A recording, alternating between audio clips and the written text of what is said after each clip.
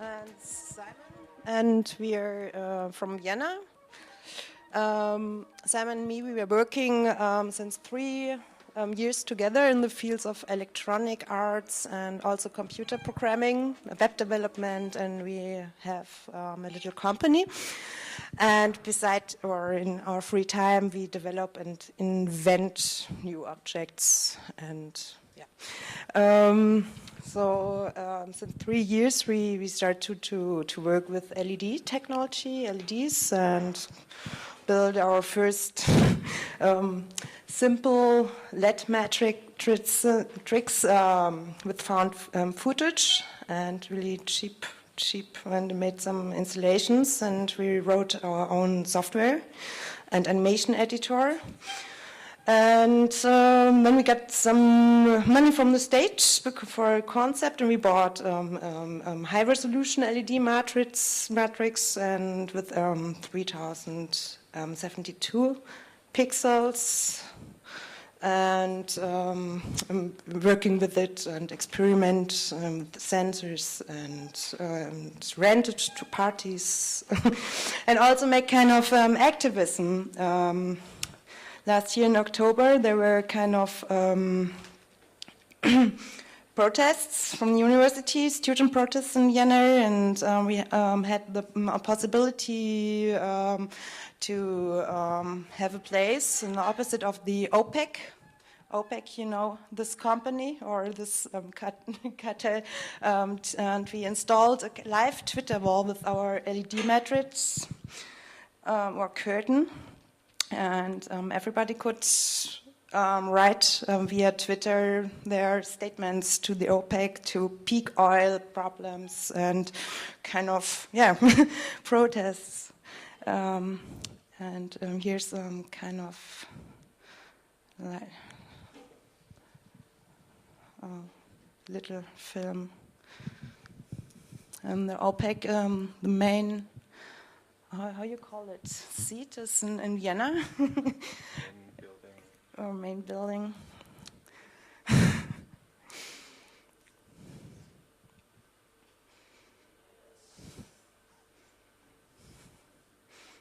It was hanging there two days, and it was not raining. This is kind of LED curtain. But it's not rainproof. That's a problem. Yeah. It would be nice to have rainproof LED curtain for outdoor.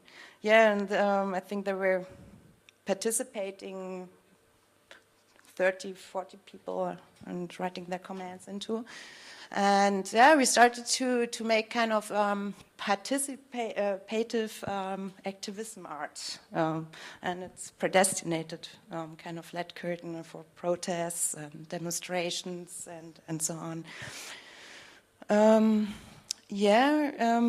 then so we're working in the field of LEDs. And last year we made here on the festival, or Alex asked us if we make a kind of LED wearable. It was called the Bobo Gadgetto. This year we prepared a light sculpture, a talking light sculpture. So it's kind of, we are really working in different fields, Yeah, hello, as Nora already said, I'm Simon. We made these little things which you can see here, the LED Swarmcubes. They're an interactive installation, and the thing is, these cubes really like to talk to each other. They like to chat, and they chat via DTMF tones. These are the same things you know from your telephone. When you dial a number, you hear some beeping sounds. That's how the cubes communicate. So right now there are just 2 cubes. This is the final one, the final revision. We'll switch it on. This is the prototype. It works the same, but it's not as nice. And right now there's just some demonstration software on those things. So I'm using my mobile phone to play a simple tone to these cubes, and they should start their chatter. Let's hope everything works.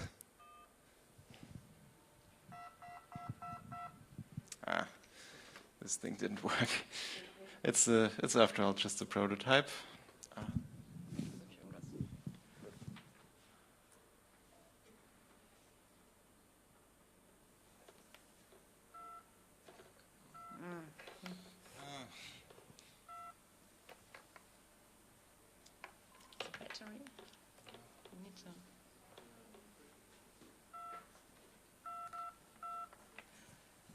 Maybe the battery is dead. Yeah, so we need an USB cable. Tischmikrofon.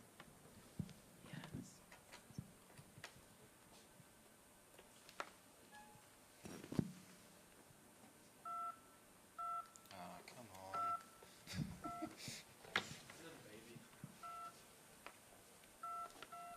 Don't just start in the first Sorry, it worked really well when we tested it, but this thing works. You can play a sound and it'll do something and try to talk to the next cube, but for some reason it doesn't listen to it.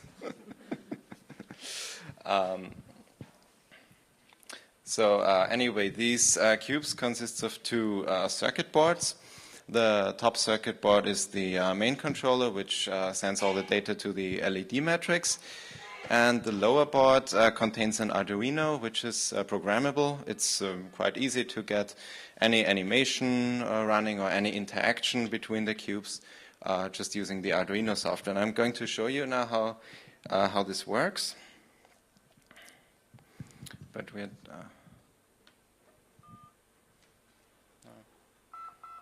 yeah, now we can see it running. The cubes are talking to each other.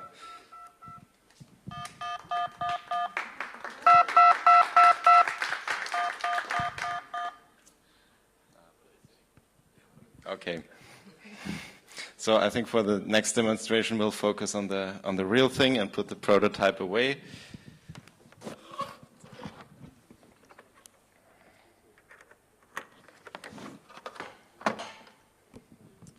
As you probably noticed, it contains a small battery which recharges when you plug it in. And now there are two different ways of controlling the cube. First of all, we can just use it as a 3D display, sort of for the PC. I wrote this LED controlling software.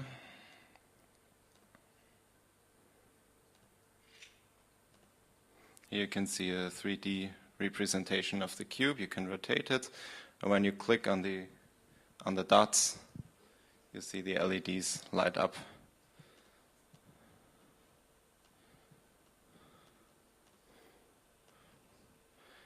Yeah, with this you can also create small animations and play them back on the cube, upload them. Let's add a new frame.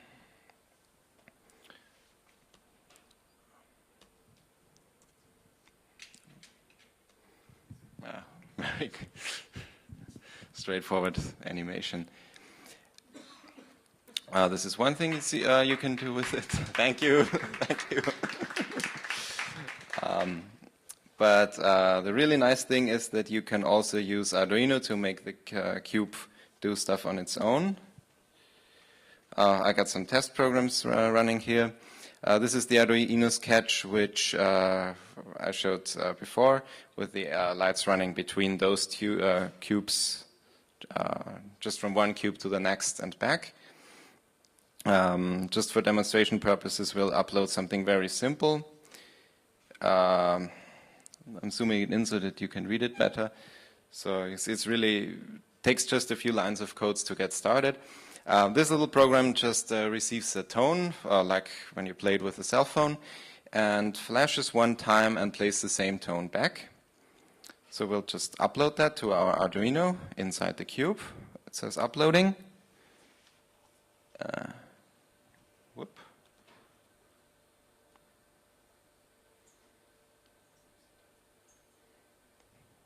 Done uploading.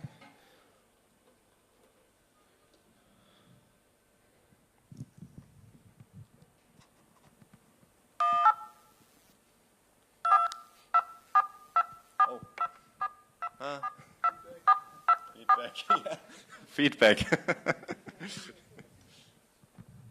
But we We can try this. Yeah, it works too.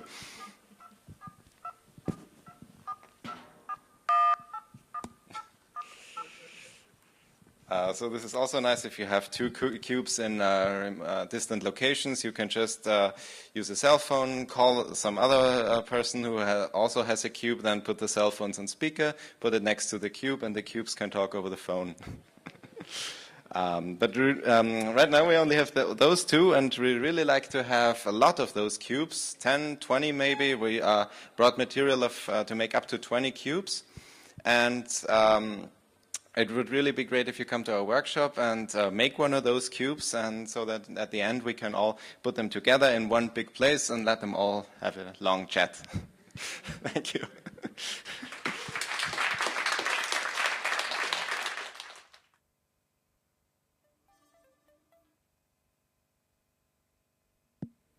The workshop is tomorrow and the day after tomorrow, and it's a full day workshop because it may take quite a while to solder all the components together. I think Thursday and Friday. It's 1.5 day. So tomorrow the full day and on Friday in the morning. Any more questions?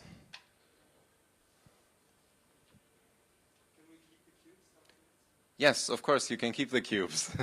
That's the whole point of it, yes.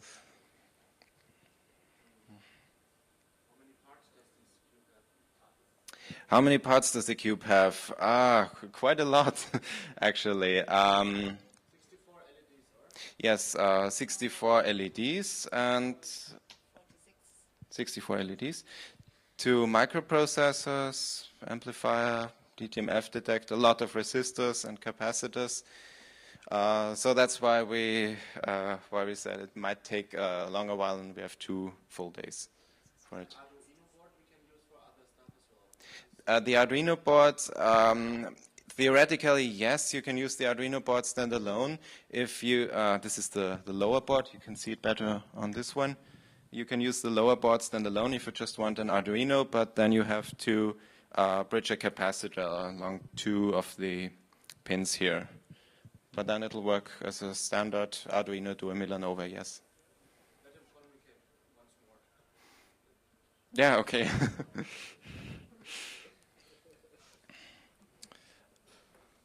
I just need to re-upload the program.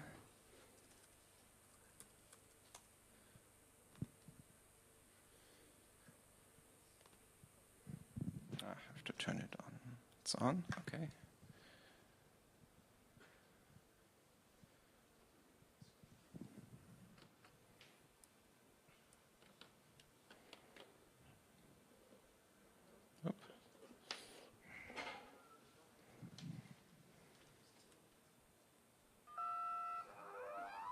Whoop. Yeah, they can make other noises too.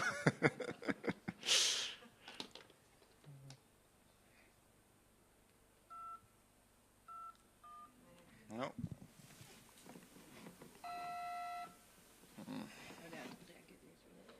No, I think we have a real problem with this old thing here. But you'll be building the new layout anyway. Okay, thank you.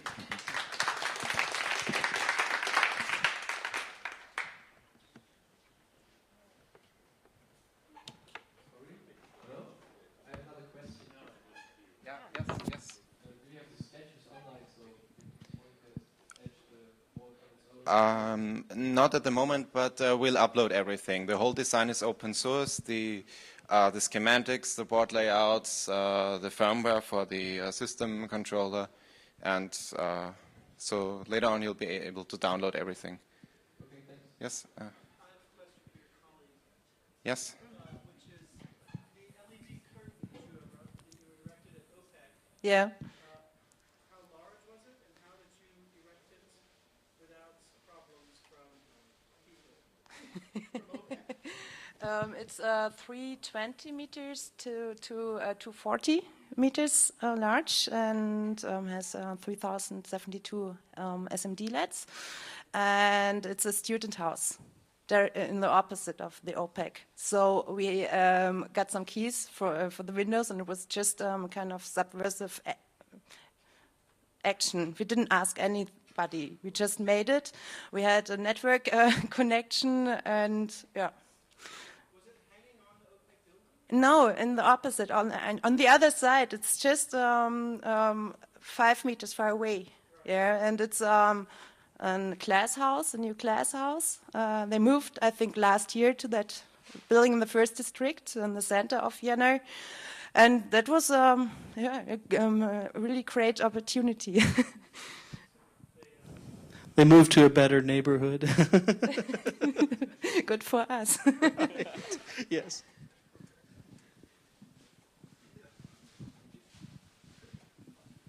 Okay. More questions? Okay, thanks again.